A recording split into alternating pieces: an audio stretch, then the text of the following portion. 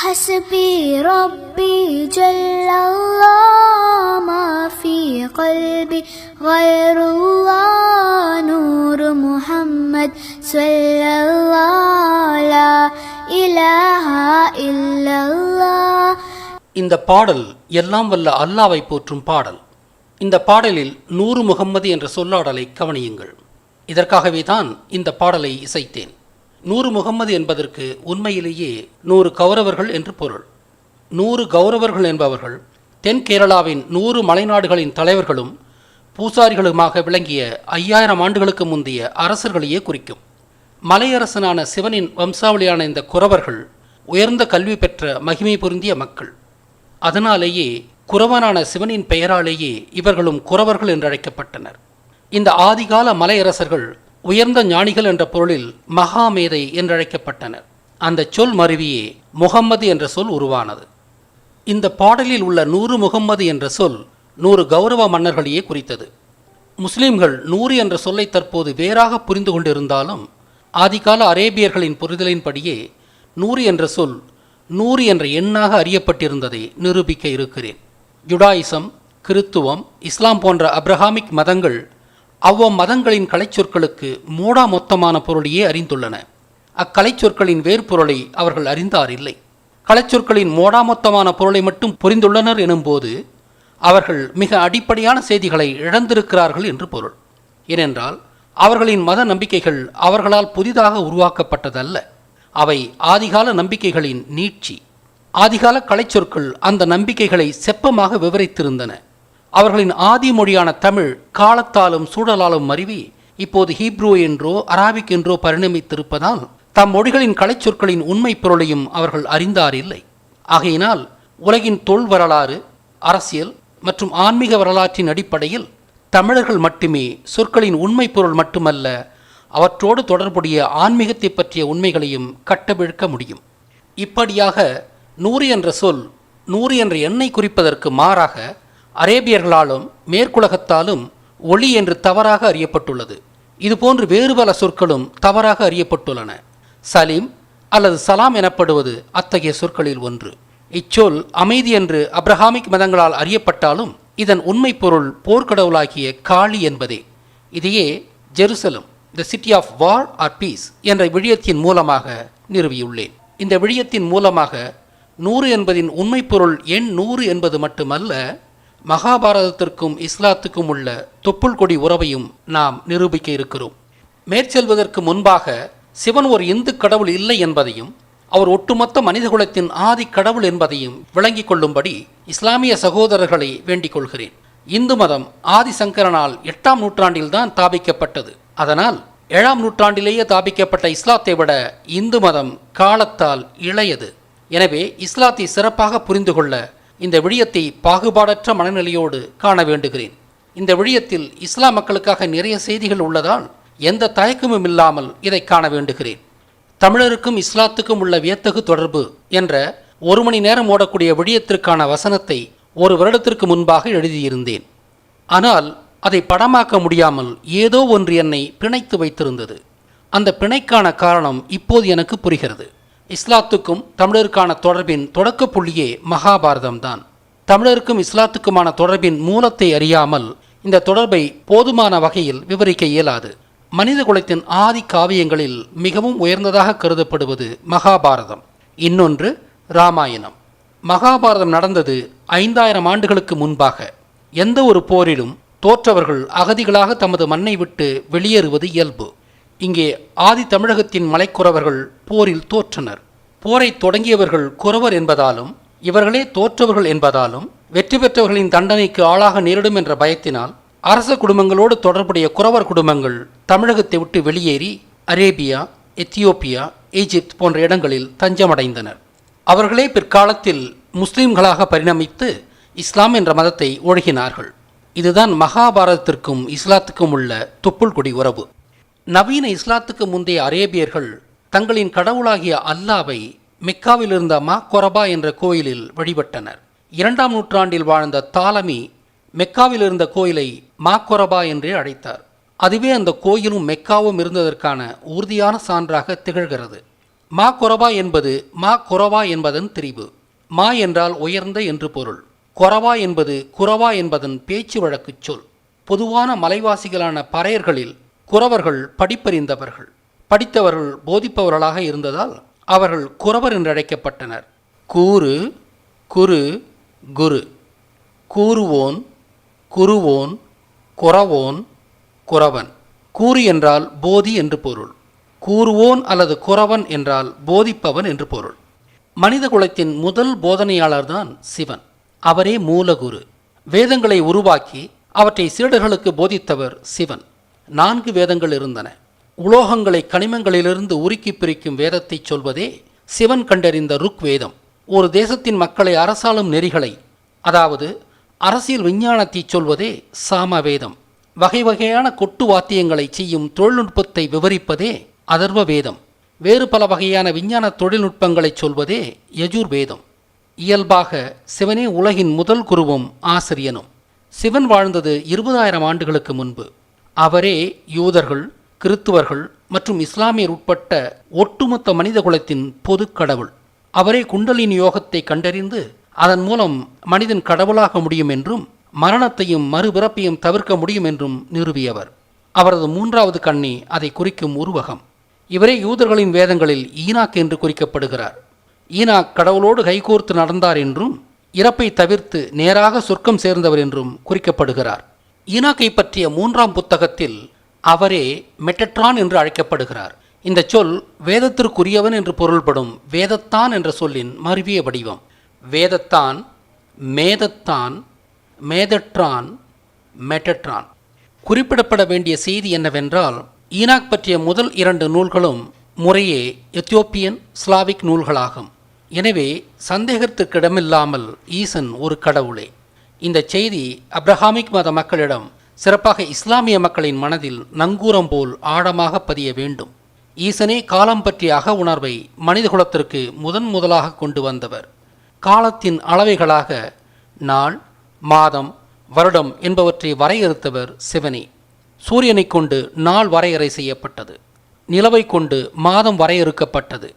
மனிதகுலத்தின் உயர்ந்த மனிதர்களில் மிகவும் உயர்ந்தவர் சிவன். சிவனை பற்றிய மேலும் செய்திகளுக்கு அமேசிங் ஃபேக்ட்ஸ் ஆன் கால பைரவ த கரெக்டர் வெர்ஷன் என்ற விடயத்தையும், சிவன் பாகம் 1 என்ற விடயத்தையும் காணுங்கள்.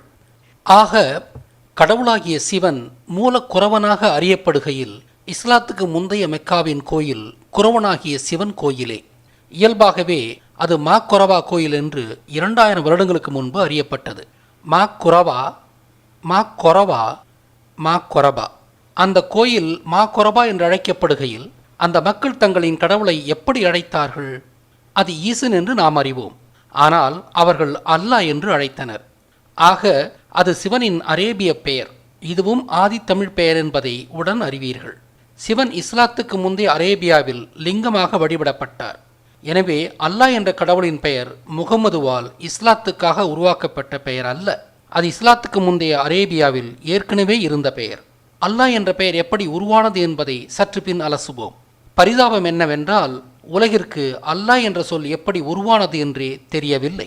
Many people have a misconception that Islam is a new religion which came into existence 1400 years ago. And Prophet Muhammad, peace be upon him, was the founder of this religion. In fact, Islam is there since time immemorial. And Prophet Muhammad, peace be upon him, is not the founder of this religion, but he is the last and final messenger. ஆக இஸ்லாம் என்ற பெயர் கூட முகமது உருவாக்கிய பெயர் இல்லை. இடைக்காலத்தில் புகுந்த உருவ வழிபாட்டை களைந்து வழக்கத்தில் இருந்த மதத்தை அவர் தூய்மைப்படுத்தினாரே ஒழிய மொத்தமும் புதிதாக ஒரு மதத்தை அவர் ஸ்தாபிக்கவில்லை. வரலாற்று காரணங்களுக்காக மதினாவில்தான் முகமது இஸ்லாத்தை பிரகடனம் செய்தார். ஆனால் பிறகு மெக்காவை வென்று அதிலிருந்த சிலைகளை உடைத்த பிறகு மெக்காவையே முதன்மை மஸ்ஜித்தாக அறிவித்ததோடு அல்லாமல் அதை நோக்கியே உலக இஸ்லாமியர்கள் தொழுகை செய்ய வேண்டும் என்றும் விதி செய்தார். இஸ்லாமுக்கும் மெக்கா மஸ்ஜித்துக்கும் ஆதி தொடர்பில்லாமல் இஸ்லாம் முற்று முழுதாக புதிய மதமாக உருவாக்கப்பட்டிருந்தால், உலகின் முதல் மஸ்ஜித்தான மதினா மஸ்ஜித்தை தானே அவர் முதன்மை மஸ்ஜித்தாக அறிவித்திருப்பார். இதிலிருந்து என்ன தெரிகிறது? தனது குரேஷி மக்களின் பழைய மதமான இஸ்லாத்தை அவர் சீர்திருத்தம் செய்தாரே ஒழிய புதிய மதத்தை அவர் தாபிக்கவில்லை என்பது நிரூபணமாகிறது. இந்த அசாத்தியமான உண்மையை யாராலும் மறுக்க இயலாது. நவீன இஸ்லாத்தை வடிவமைத்த முகமது குரேஷி என்ற இனக்குழுவை சார்ந்தவர். ஆனால் குரேஷி என்பது குரவா அல்லது குர ஈசா என்பதன் திரிபாகும். குரவன், குரவா, குரஹா, குரசா, குரேஷி, குரேஷி, குர ஈசன், குரீசா, குரேசா, குரேசி, குரேஷி. இயல்பாகவே இங்கிருந்து இடம்பெயர்ந்து சென்ற தற்போதைய கேரளாவின் மலைக்குறவர் மூதாதையர்களின் வம்சாவளிகளான குறவர் பழங்குடியைச் சேர்ந்தவர்தான் முகமது. கேரள மலைக்குறவர்கள் இன்றும் கூட உரு வழிபாடு செய்பவர் இல்லை. ஈசன் காலத்திலிருந்தே அவர்கள் தக்கவைத்துக் கொண்டுள்ள வழமை இது. ஆக இயல்பாக முகமது தமது மதத்தை அதன் மூல வடிவத்திற்கே புனரமைக்க முயன்றார். அதை செய்யும்போது அங்கு வாழும் அனைவருக்கும் பாலைவன வாழ்க்கையை எளிதாக்கும் வகையில் புதிய சட்டத்திட்டங்களை வகுத்தார். இதனால் துயரங்கள் குறைந்து அனைத்து மக்களின் வாழ்க்கை தரம் உயர்ந்தது. மிகவும் கொடுமையாக இருந்த பாலைவன மகளிரின் வாழ்க்கை தரம் உயர பல முற்போக்கு மாற்றங்களை செய்தார். முகமதுவின் பெருமைகளை குறிக்கும் நடவடிக்கைகள் இவை. Let us understand what is the meaning of the word Islam. Islam comes from the root Arabic word salam, which means peace. It is also derived from the Arabic word silm, which means to submit your will to Almighty God. In short, Islam means peace acquired by submitting your will to Almighty God. சலாம், சலீம் ஆகிய சொற்களுக்கு உண்மையான பொருள் காளி என்பதே, அமைதி அல்ல. அதோடல்லாமல் இஸ்லாமியர்களால் அஸ்லாமா என்ற சொல்லின் வேறு மூலத்தையும் காண இயலாது. எனவே ஜகீர் நாய்க் போன்றவர்கள் இஸ்லாம் சொல்லுக்கு சொல்லும் பொருள் ஒரு கற்பனை பொருளே அல்லாமல் அதன் உண்மை பொருள் அல்ல. முகமது அவர்களின் காலத்திற்கு சில ஆயிரம் ஆண்டுகளுக்கு முன்பே சலாம், சலீம் ஆகிய சொற்கள் தமது உண்மை பொருளை இழந்துவிட்டன. யூதர்களும் இச்சொற்களுக்கு அமைதியின்றி தவறாக பொருள் கொள்கின்றனர்.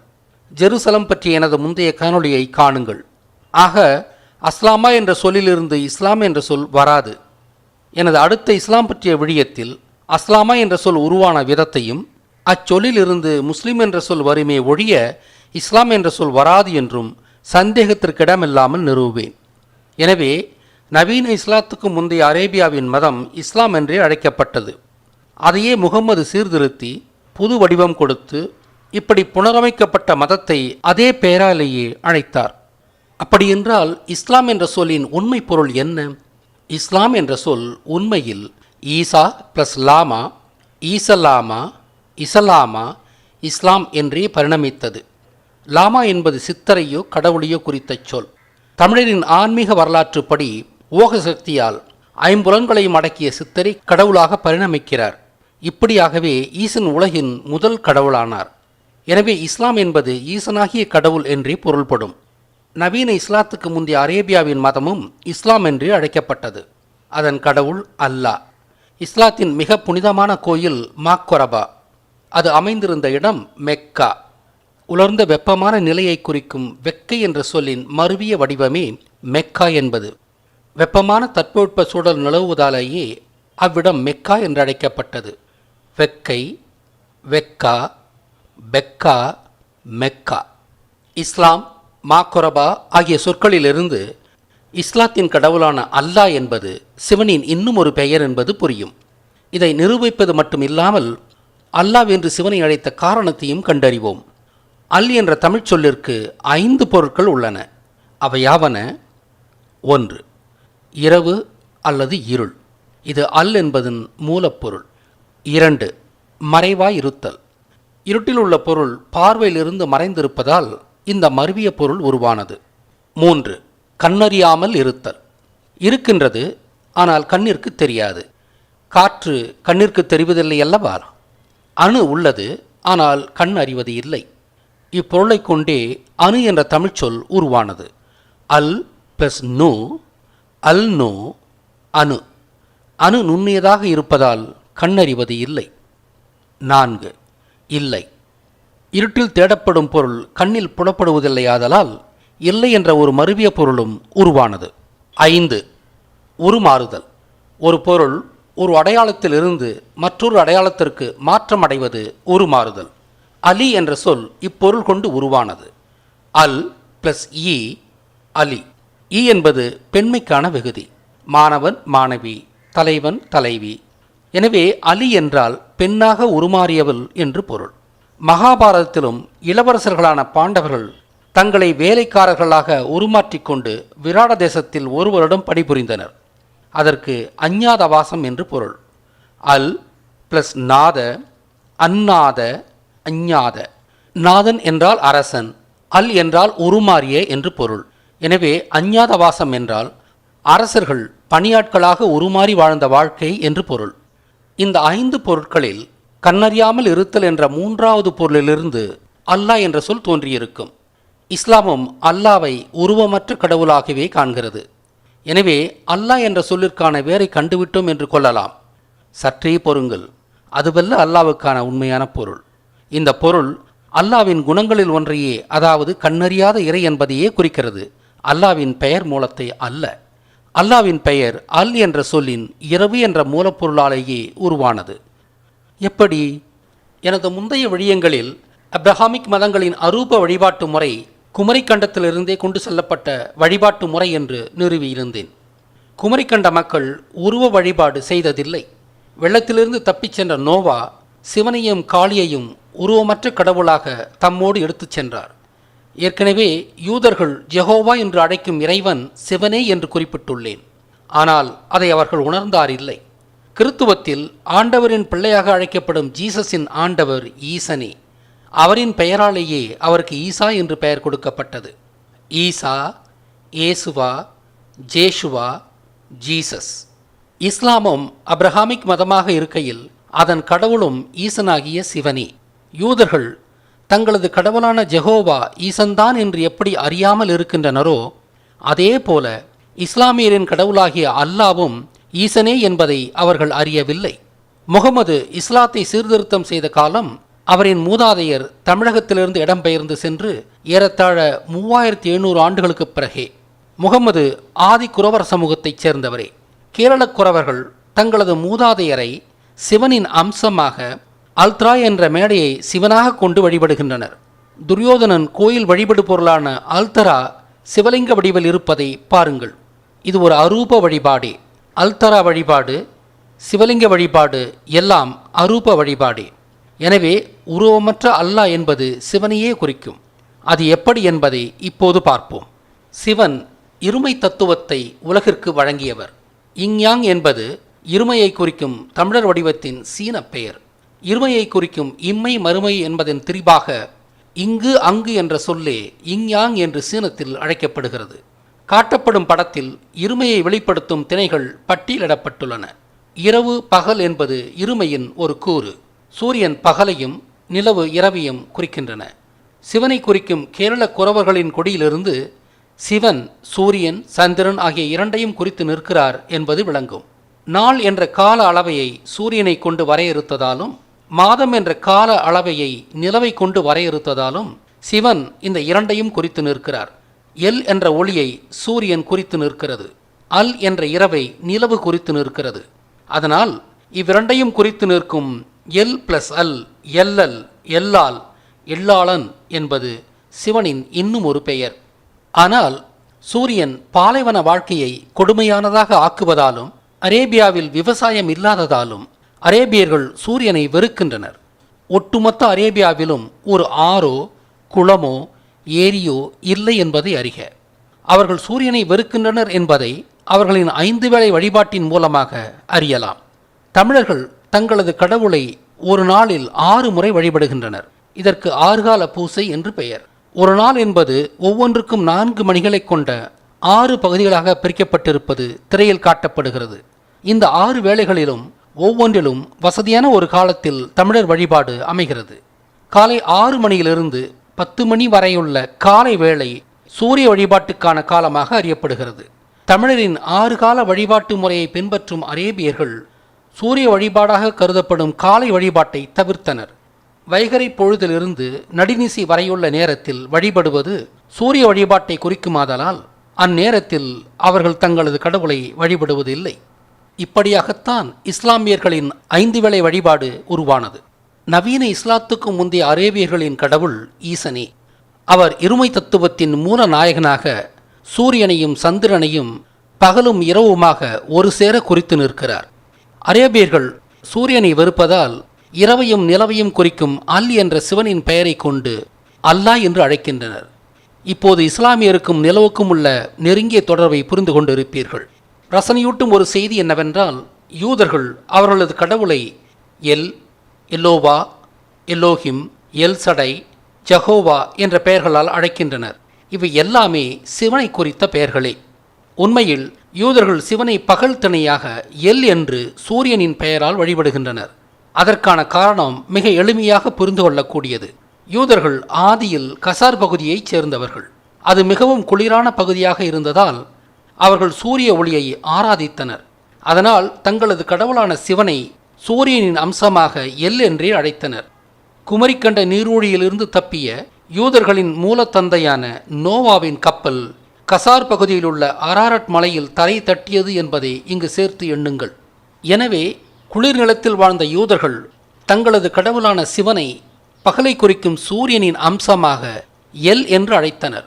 கொடிய வெப்பப்பகுதியில் வாழ்ந்த முஸ்லிம்கள் தங்களது கடவுளான சிவனை இரவை குறிக்கும் நிலவின் அம்சமாக அல் என்று அழைத்தனர். எனவே யூதர்களை சூரிய வம்சம் என்றும் அரேபியர்களை சந்திர வம்சம் என்றும் அழைக்கலாம். அல் பிளஸ் ஆ, அல்லா. ஆ என்பது ஆதியை குறிக்கும் சொல். எனவே அல்லாஹ் என்றால் ஆதி கடவுளான சிவன் என்றோ அல்லது ஆதி சிவன் என்றோ பொருள்படும். அல்லாஹ் என்ற சொல் சிவனை குறித்தது என்று தாபித்து விட்டோம். இப்போது இஸ்லாமியரின் வேத புத்தகமான குரானும் சிவனோடு சம்பந்தப்பட்டதென்று நிறுவுவோம். குரான் என்றால் படித்து காட்டுதல் அல்லது ஜெபித்தல் என்று பொருள். இவை போதித்தலுக்கு நிகரான சொற்கள். சிவனே உலகின் முதல் போதனையாளர். கொரவன், கொரான். குரவன், குரான். கொரவன் அல்லது குரவன் என்பது ஆசிரியனை குறிக்கும். கொரான் அல்லது குரான் என்பது போதிக்கப்படும் நூலை குறிக்கும். சிவன் குரு என்று அழைக்கப்படுகிறார் என்பதையும் அவர் போதித்தது வேதம் என்பதையும் இங்கே நினைவு கொள்வது நல்லது. இஸ்லாமியர்கள் தங்களின் கடவுள் அல்லாஹ் ஈசன்தான் என்பதை அறியாதிருக்கின்றனர் என்றேன். அதை நிறுவ சிவனுக்கும் இஸ்லாத்துக்கும் உள்ள நெருங்கிய தொடர்பை மேலும் சில அசாதாரணமான சான்றுகளை கொண்டு நிறுவுவோம். யிங் யாங் பற்றி ஏற்கனவே குறிப்பிட்டிருந்தேன். அரேபியர்கள் ஹிஜாப் எனப்படும் மேலங்கியை உடுத்துகின்றனர். ஆனால் அதில் ஒரு வித்தியாசம் உள்ளது. அரேபிய பெண்கள் காலியை குறிப்பது போல கருப்பு ஹிஜாப் அணிகின்றனர். ஆனால் அரேபிய ஆண்கள் சிவனை குறிப்பது போல வெள்ளை ஹிஜாப் அணிகின்றனர். இன்னும் ஒரு அசாதாரணமான சான்று என்னவென்றால், மரணித்து புதைக்கப்பட்ட ஆண்களையும் பெண்களையும் தனித்தனியாக அடையாளப்படுத்தும் சமாதிகள். சமாதியின் மேற்பகுதி யோனி போல வடிவமைக்கப்பட்டிருந்தால் அங்கு புதைக்கப்பட்டிருப்பவர் ஒரு மாது. சமாதியின் மேற்பகுதி லிங்கம் போன்றோ வேல் போன்றோ வடிவமைக்கப்பட்டிருந்தால் அங்கு புதைக்கப்பட்டிருப்பவர் ஒரு ஆண். இங்கு காட்டப்படும் சமாதிகள் மைசூர் அருகில் திப்பு சுல்தான் சமாதி பகுதியில் காணப்படுபவை. இது இந்தியாவில் மட்டுமில்லாது உலகெங்கும் பரவியுள்ள ஒரு வழிமுறை என்பதற்கு பிலிப்பைன்ஸ் நாட்டின் டாவோ நகரத்தின் இடுகாட்டை பாருங்கள். இஸ்லாமிய ஆண் சமாதி வேல் போன்றும் பெண் சமாதி குவளை வடிவ கற்களாலும் குறிக்கப்பட்டுள்ளதை காணுங்கள். இதிலிருந்து மற்றவரை காட்டிலும் இஸ்லாமியர்கள் சிவனையும் சிவலிங்கத்தையும் உக்கிரமாக வழிபட்டவர்கள் என்பது புரியும். சிவலிங்க வழிபாடு உருவ வழிபாடாகாது. மகாபாரதத்திற்கும் இஸ்லாத்திற்கும் தொப்புள் கொடி உறவு இருப்பதென்பது உண்மையானால் இஸ்லாம் என்பது குறவர்களிடமிருந்து உருவானது என்பதை நிறுவ வேண்டும். முகமது பின் குறைஷி சமூகம் தென்னிந்திய குறவர் சமூகத்திலிருந்தே தோன்றியது என்று ஏற்கனவே நிறுவியிருந்தாலும் அந்த பிணைப்பு வணிக தொடர்பால் வந்ததல்ல, மாறாக மிகவும் பழைய தொடர்பால் உண்டானது என்று நிறுவ வேண்டும். மகாபாரத போர் முடிந்த பிறகு தோற்ற மக்கள் அகதிகளாக வெளியேறியிருக்க வாய்ப்புள்ளது என்று நான் கூறியதை இங்கு நினைவு கொள்ளுங்கள். குறவர்கள் ஒரு பகுதி சேர நாட்டை விட்டு வெளியேறி இன்றைய அரேபியா, எத்தியோப்பியா, எகிப்திய பகுதிகளில் குடியேறினர். ஆக அரேபியர்கள் மூலத்தில் தமிழர்களே. இதை நான் நிரூபிக்க வேண்டும். இஸ்லாமியரின் மூலத்தந்தையான இஸ்மாயிலின் மூலத்தை தேடுவதின் மூலம் இதை என்னால் நிறுவ முடியும். அப்ரஹாமுக்கு இறைவன் ஒரு பிள்ளை வரம் கொடுத்தாராம். ஆனால் அப்ரஹாமின் மனைவியான சாராவால் கருத்தரிக்க இயலவில்லை. அவளுக்கும் வயதாகிக் கொண்டே சென்றதால் தனது பணிப்பெண்ணான ஹேகரின் மூலமாக ஒரு மகனை பெற்றுக்கொள்ளும்படி அப்ரஹாமுக்கு ஆலோசனை வழங்கினாள். ஹேகர் கரித்தரித்து ஒரு ஆண்மகனையும் ஈன்றாள். அவனின் பெயர் இஸ்மாயில். மேலும் விவரிப்பதற்கு முன்பாக இஸ்மாயில் என்ற பெயரின் வேர் மூலத்தை ஆய்வு செய்வோம். ஈசா ப்ளஸ் மா ப்ளஸ் எல். ஈசமாயல் இஸ்மாயில், இஸ்மாயில். மா என்றால் பெரிய என்று பொருள். எல் என்பது கடவுளை குறிக்கும். இப்பெயரின் பொருள் ஈசனாகிய உயர்ந்த கடவுள் என்பது. அவர்கள் தங்களின் மகனுக்கு ஈசனின் பெயரால் நாமமிட்டனர். இதை மனதில் இருத்தி வையுங்கள். 14 வருடங்களுக்குப் பிறகு சாராவே ஒரு பிள்ளையை ஈன்றாள். அவனுக்கு ஈசாக்கு என்று பெயரிடப்பட்டது. ஈசா பிளஸ் ஆக்கு, ஈசாக்கு, ஈசாக். ஆக்கு என்றால் உருவாக்கு என்று பொருள். ஈசாக் என்பதன் பொருள் ஆக்குபவனாகிய ஈசன் என்பதாகும். நான் யெகோவா என்ற யூதர்களின் கடவுள் சிவனே என்று கூறிக்கொண்டுள்ளேன். இப்போது ஆபிரகாமின் 2 மகன்களின் பெயர்களின் மூலமாக அது உறுதி செய்யப்பட்டுள்ளது. ஈசாக் பிறந்த பிறகு இஸ்மாயிலையும் ஹேகரையும் சாராவுக்கு பிடிக்கவில்லை. அவள் ஆபிரகாமிடம் இவர்களை வீட்டை விட்டு துரத்தச் சொல்லுகிறாள். ஆபிரகாமும் துரத்தி விடுகிறார். மெக்காவின் அருகில் இயற்கையின் கருணைக்கு அவர்கள் விடப்பட்டனர் என்றும் ஜம்சம் நீரூற்று அவர்களுக்கு உயிரளித்து வாழ்வளித்தது என்றும் இஸ்லாமியர் சொல்கின்றனர். இஸ்மாயிலின் வழிவந்தவர்களே இஸ்லாத்தை தாவித்ததாக சொல்லப்படுகிறது. ஹேகர் குரவர் சமூகத்தை சார்ந்தவர் என்று நான் நிரூபித்தால் மகாபாரத போரின் அகதிகளில் ஒருத்தியே ஹேகர் என்பது நிரூபணமாகும். வரலாற்றுக்கு முந்தைய மனிதர்கள் அவர்களின் இயற்பெயர்களால் நினைக்கப்படுவதில்லை. அவர்களின் பட்டப்பெயர்களால் தான் அவர்கள் நினைக்கப்படுகிறார்கள். எனவே ஆபிரகாம், சாரா, ஹேகர் எல்லாமே அவர்களின் பட்டப்பெயர்களே. ஆபிரகாம் யூப்ரட்டிஸ் நதிக்கு கிழக்கிலிருந்து எகிப்து வந்ததால் அப்பிரு அகம், அப்பிரகம், ஆபிரகாம் என்று பெயரிடப்பட்டதாக அமெரிக்கன் பைபிளை மேற்கோள் காட்டி மாசோ விக்டர் நிறுவியுள்ளார். அப்ரஹாம் என்பதன் பொருள் அந்த பக்கத்தவர் என்பது. ஹீப்ரூ என்ற அவர்களின் மொழியும் அப்படியே பெயர் பெற்றது. அப்பிரு, ஹெப்பிரு, ஹீப்ரூ. எனவே இந்திய பிராமணரின் வெற்று பிதற்றலுக்கு அப்பால் ஆபிரஹாமுக்கும் பிரம்மாவுக்கும் உண்மையில் எந்த தொடர்பும் இல்லை.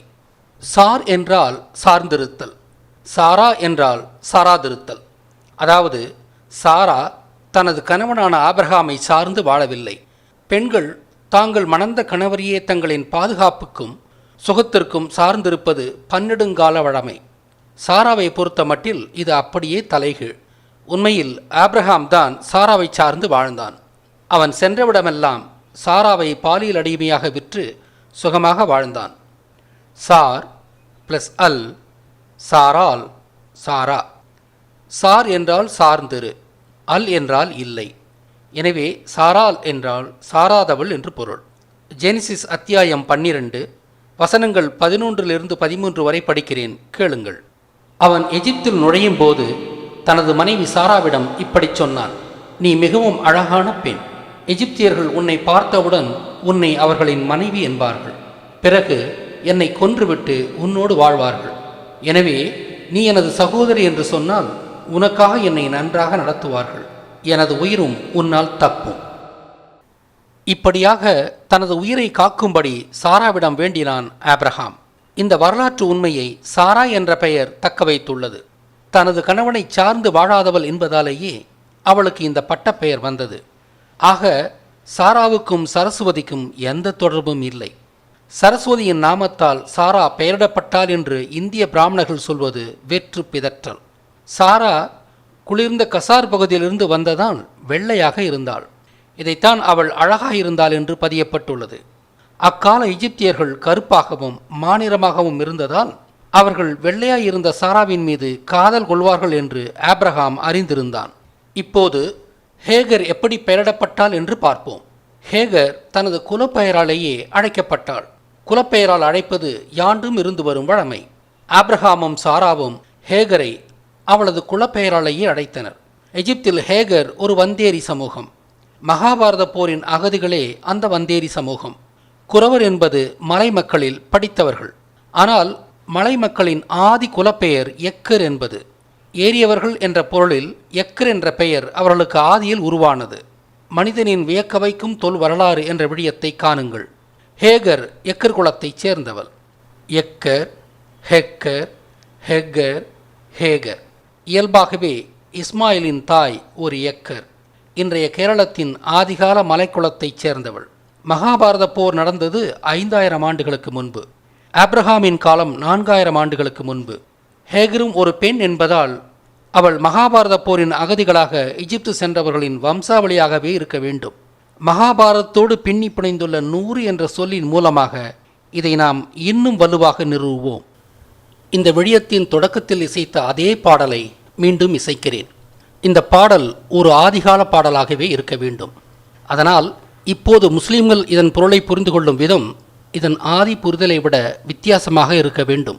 பச்சை வண்ண வரிகள் இஸ்லாமியரின் தற்போதைய புரிதல், மஞ்சள் வண்ண வரிகள் இதன் உண்மை பொருள் என்னவாக இருந்தது என்ற எனது கருத்து. இந்த பாடலை வரி வரியாக இசைத்து விளக்குகிறேன்.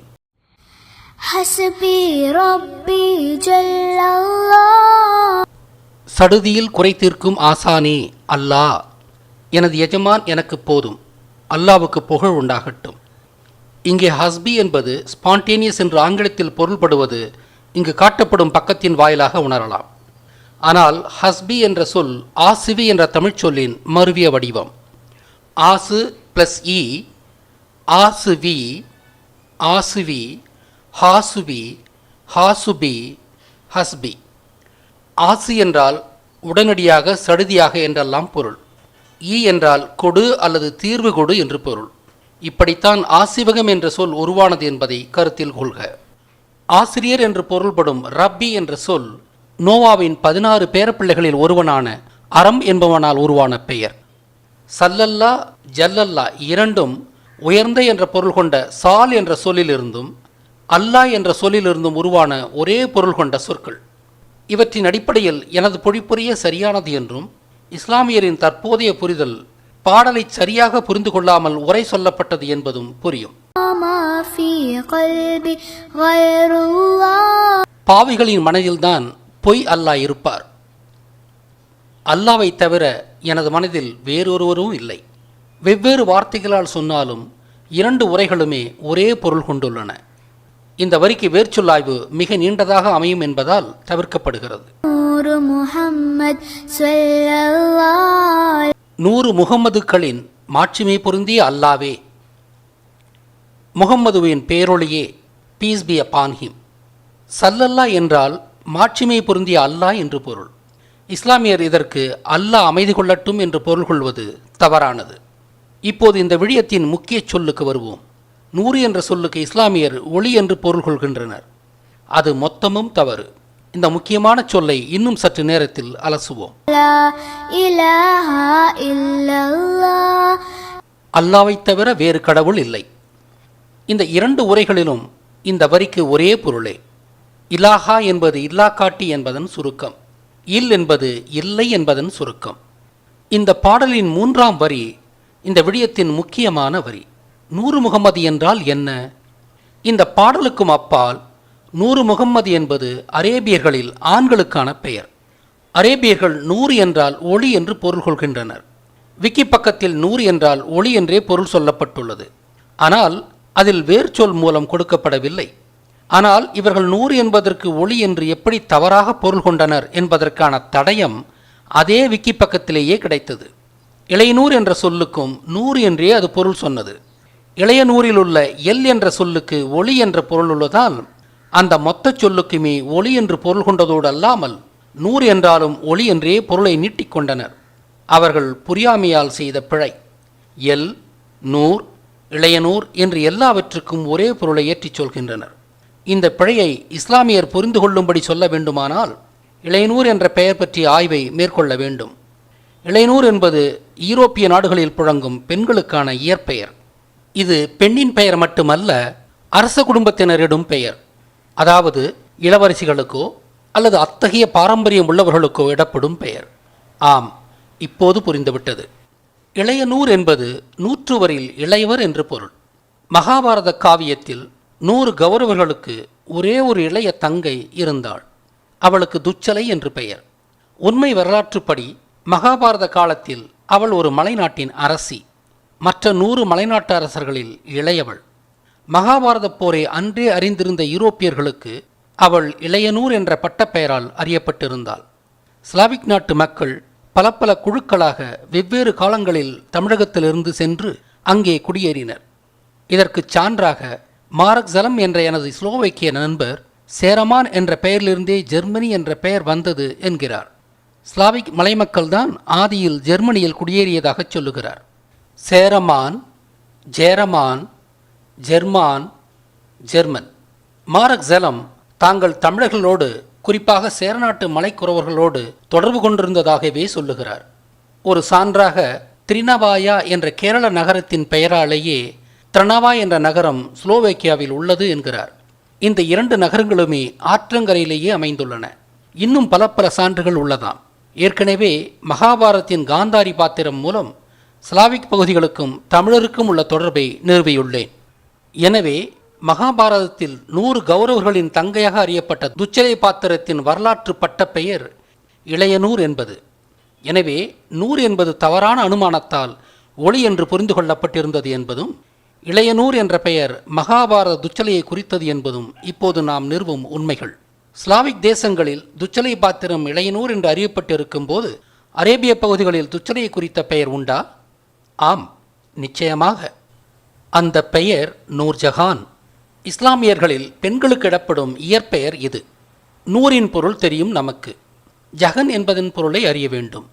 ஜஹன் என்பது சஹன் என்பதன் திரிபு. சஹன் என்பதும் அகன் என்பதன் திரிபு. அகன் என்பது ஒரு குடும்பத்தைச் சேர்ந்தவன் என்று பொருள். மகாபாரத கதைப்படி 100 கௌரவர்களும் துச்சலையும் ஒரே குடும்பத்தைச் சேர்ந்தவர்களாக காட்டப்பட்டாலும் 100 கௌரவர்கள் 100 மலைநாடுகளின் அரசர்கள். துச்சலை இன்னும் ஒரு மலைநாட்டின் அரசி. எனவே இவர்கள் அனைவரும் அரச குடும்பத்தைச் சேர்ந்தவர்கள் என்ற தகுதிப்படி, அதாவது ஒரே தகுதியுள்ளவர்கள் என்ற பொருளில், இவர்கள் ஒவ்வொருவருக்கும் மற்றவர்கள் சகன்கள். ஆக துச்சலைக்கு 100 சகன்கள். துச்சலைக்கு 100 சகன்கள் இருந்ததால் அவளை நூர் சகன் என்ற பட்ட பெயரால் அழைத்தனர். அதுவே நூர்ஜஹான் என்று மருவியது. ஆக 100 முகம்மது என்ற ஆணுக்கான இயற்பெயர் ஆண்களான 100 மகாபாரத கௌரவர்களின் நினைவாக வைக்கப்படும் பெயர். நூர்ஜஹான் எனும் பெண்ணுக்கான இயற்பெயர் மகாபாரத துச்சலையின் நினைவாக வைக்கப்படும் பெயர். இளையனூர் என்ற பெண்ணுக்கான இயற்பெயர் ஸ்லாவிக் நாடுகளில் துச்சலையின் நினைவாக வைக்கப்படும் பெயர். இப்பெயரின் மருவிய வடிவமாக லியோனார் என்ற பெயர் ஈரோப் முழுவதும் பெண்களுக்கான இயற்பெயராக உள்ளது. இப்பெயர்கள் இப்போதும் இடப்படும் பெயர்கள். உலகளாவிய இப்பெயர்கள் மகாபாரத போர் உண்மையில் நடந்த ஒரு போர் என்பதை நிரூபிக்கிறது. சுருக்கமாக, இஸ்மாயிலின் தாய் ஒரு எக்கர் என்று நிறுவியுள்ளோம். இஸ்மாயில் என்ற பெயரே சிவனின் நினைவாக வைக்கப்பட்ட பெயர். நவீன இஸ்லாத்துக்கு முந்தைய மெக்கா கோயில் ஒரு சிவன் கோயில். அது தாலமியின் கூற்றுப்படி மாக்குரவா என்று அழைக்கப்பட்டது. முகமது அவர்களின் குரஷி குலத்தின் மூலக்குளம் கேரள குரவர் குலம். குரான் என்பது கூறுவோனாகிய சிவனையே குறித்து நிற்கிறது. கூறு என்றால் போதி, குரான் என்றால் போதிக்கப்படும் பொருள். 100 என்ற சொல் தவறுதலாக ஒளி என்று மேற்குலகில் அறியப்பட்டாலும் அது 100 என்ற எண்தான் என்று நிறுவியுள்ளோம். 100 முகம்மது ஆணின் பெயர், நூர்ஜஹான் என்பது பெண்ணின் பெயர். 100 என்பது இரு பாலாரின் பெயராக இருப்பதால் மகாபாரத வரலாற்றிலிருந்தே இந்த பெயர்கள் உருவாகின என்பதும், 5000 ஆண்டுகளுக்கு முன்பு 100 என்ற சொல் 100 என்ற எண்ணையே குறித்தது என்பதையும் நிறுவியுள்ளோம். இளையனூர் என்ற யூரோப்பிய பெயரும் நூர்ஜஹான் என்ற அரேபிய பெயரும் மகாபாரத துச்சலையே குறித்தது. இவற்றின் மூலம் மகாபாரதத்திற்கும் இஸ்லாத்துக்கும் உள்ள துப்புள் கொடி உறவை நிரூபித்துள்ளோம். தமிழருக்கும் இஸ்லாத்துக்கும் உள்ள தொடர்புக்கு இந்த விடயம் ஒரு முன்னோட்டம்தான். இஸ்லாத்தை பற்றி எனது அடுத்த விடயத்தில் இஸ்லாத்தை புனரமைக்க முகமது அவர்களை தூண்டியது எது? புனரமைக்கப்பட்ட இஸ்லாம் பாலைவன மக்களின் சிக்கல்களை எப்படி தீர்த்தது?